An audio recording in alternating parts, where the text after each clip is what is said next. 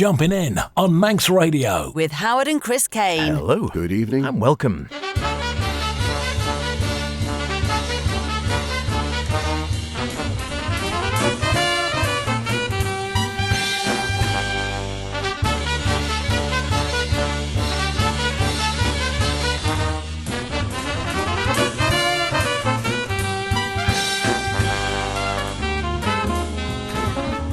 Yes, and here we are again with the part 2, the second part, if you will, of our albums of the year from 2024. There were just too many to fit in the first one. It is Jumpin' In, of course, with myself, H. And me, Chris. Yeah, hard to remember. 2025, good grief. This is the last show of a blustery and fairly nippy, it has to be said, January. Perhaps the less said about that, the better. This part 2 look back at our favourite releases of 2024. So, H, have you battened down the hatches in Cronky to keep your precious discs safe from flying hens, barbecues and garden furniture? And what have you earmarked for an outing this week? Yes, I needed to on a few days of late, it has to be said. A new oldie, a re-release. Well, it's not actually a release. It's an old recording, but a new release, as it were, that came out towards the back end of the year. Keith Jarrett's The Old Country, a wonderful set from the Deerhead in a part 2 of that. Really enjoyed Alexi Tumarilla as well, one of his best ever, in my humble opinion. And Bill Frisell, still absolutely on song. And from me, one for Mum, a risky ride, a luminescent interstellar medium. And to kick things off, here's Bianca from the Dan Pugash Big Band. And no, it's not dedicated to a martini.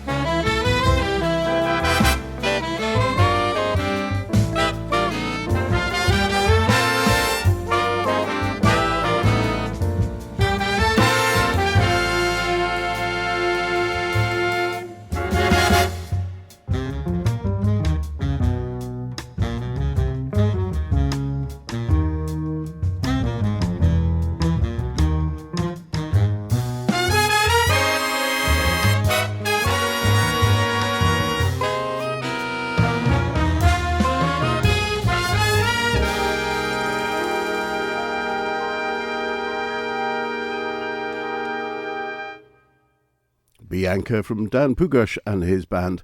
There were so many great new big band and jazz orchestra releases, it was difficult to choose, so I decided to go with a less well-known one that I hadn't played before. Although he is a multi-Grammy nominated composer and arranger and winner of many composition and arranging prizes, drummer Dan Pugash is an Israeli-born New York resident who for his first big band album has put together a great band, including many leaders in their own right, such as saxophonist Patrick Cornelius and trombonist Alan Ferber and others, many of whom we've featured on the show before.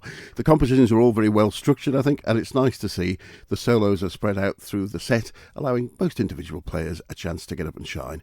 The track we just heard, Bianca, is also the title track, and the album has a subtitle, Pause, P-A-W-S, for persistence, which may give you a clue that the reference is to a dog, not a drink. Bianca was a much-loved family rescue pit bull terrier. Dan and his wife, who's also the vocalist with the band, have fostered many rescue dogs, they said, and Bianca accompanied the band to a lot of their concerts at well-known jazz clubs around Manhattan, such as the Blue Note, Birdland, Smalls, and the Jazz Loft. This track also won him the BMI Charlie Parker Prize for Composition.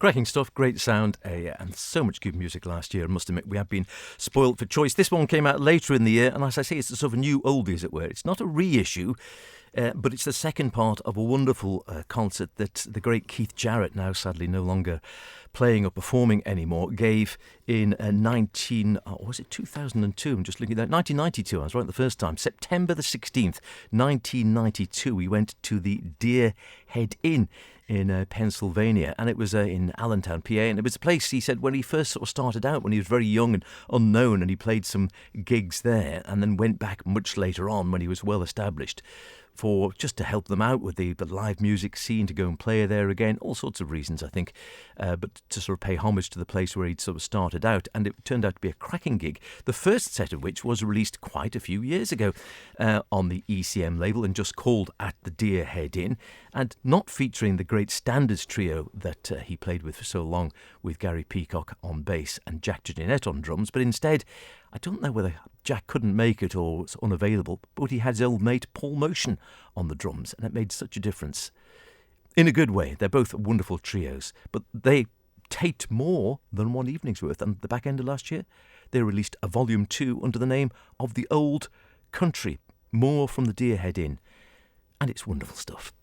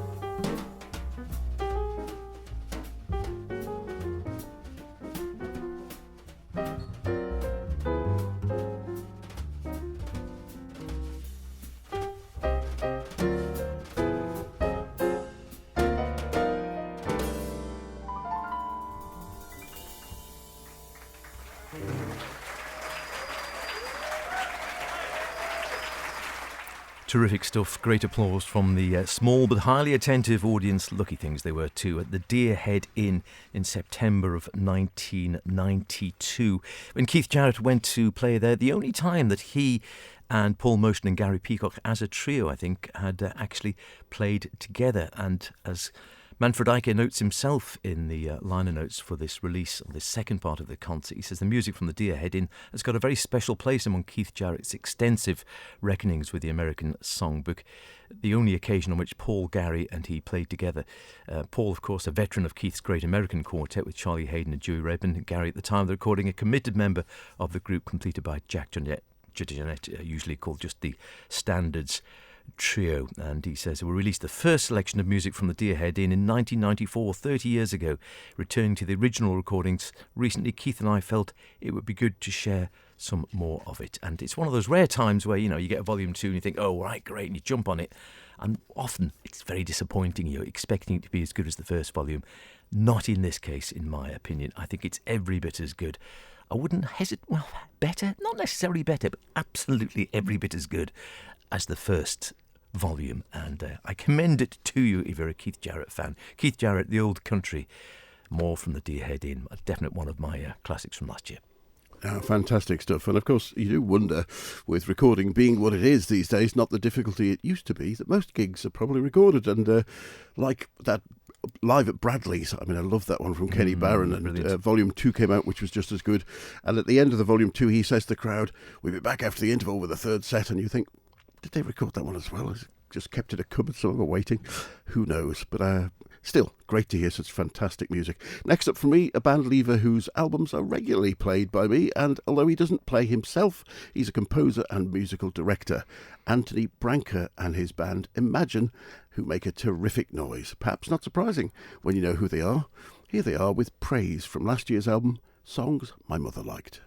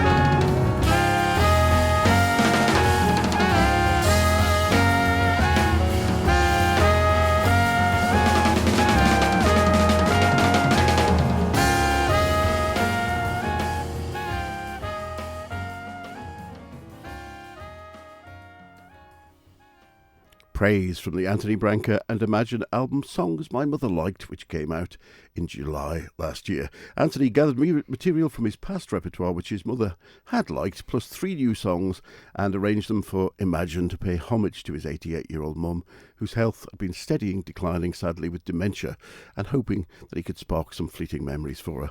As I said before the track, what a band. Donny McCaslin on tenor and soprano, Philip Dizak on trumpet, Fabian Almazan at the piano, Linda May Han O, who seems to get everywhere, on bass, Pete McCann on guitar, Aubrey Johnson on vocals, and Rudy Royston at the drums. Songs My Mother Likes on the Origin record label, and of course is available now.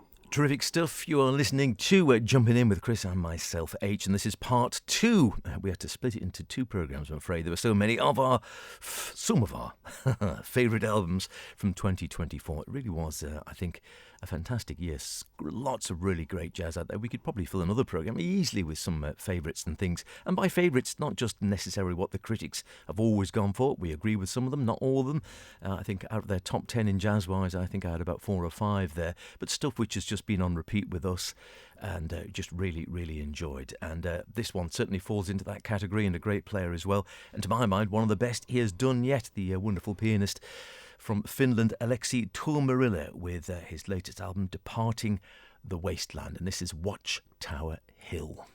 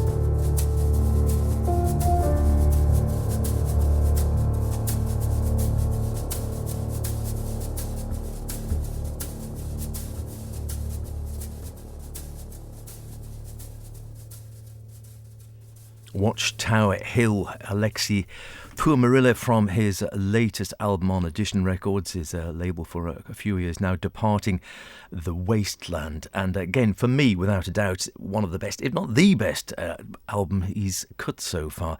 He's been playing with the same trio, I think, for about 20 odd years now. Mats Eilertson on bass and Olivier Luvachuri on drums. And he extends it there with the Portuguese guitarist André Fernandes on guitar and also guest players as well, adding more sort of texture and richness to the sound, padding it out, electronics and synthesized sounds as well going in there. Really a great reputation. He was originally with Warner Jazz France, which he brought out the album O2, which brought him to critical acclaim around the world, and he was playing very well then Warner, of course, ditched their jazz and classical department. Almost famously as well, worked with, of course, the late great Thomas Stanko, playing on Dark Eyes on ECM, and as I said, he was playing also with Olivier Luvachuri with Oderang. And I think he still continues to record with Oderang on Edition as well. And check out things like Seven Hills and Sphere from 2019 was very fine. But that, I think, was one of the best. And also, just as a little added bonus, fantastic cover of one of these. I've seen it before on a Ralph Simon album, certainly A Deserted House, which the desert has reclaimed, an open door and a great bank of sand sculpted behind it. The desert gradually consuming this house again, so it seems. A wonderful picture on that. Wonderful stuff.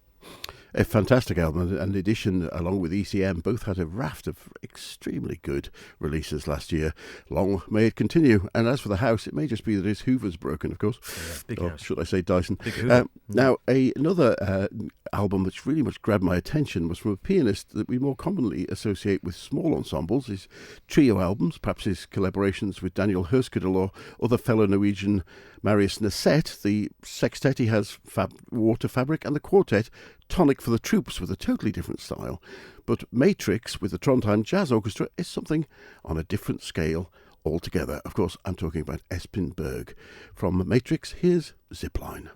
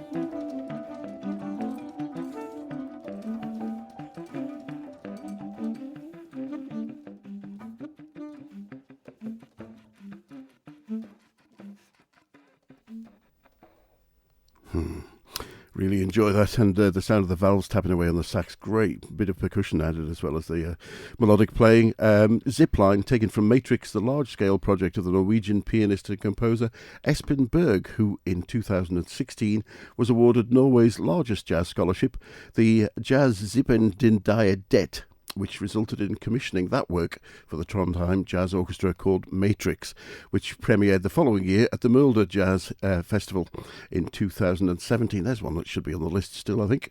And in 2024 was finally released on Odin Records. And lovely players in there, including his old mate Daniel Herskudel on tuba and bass trumpet, Hayden Powell on trumpet solo there. We also heard Rob Waring playing a solo on vibes, and great sound of the band overall. And it reminds me a little bit with its repeating ostinati of what Nick Birch's Ronin might sound like if enlarged.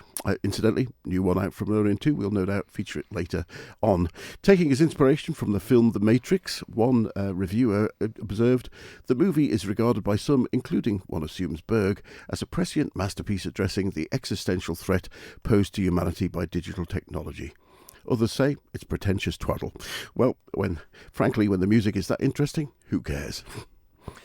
Indeed, it is Jumping In. We're looking at the second volume of our Best of 2024, and this is French Horns with the Bad Plus.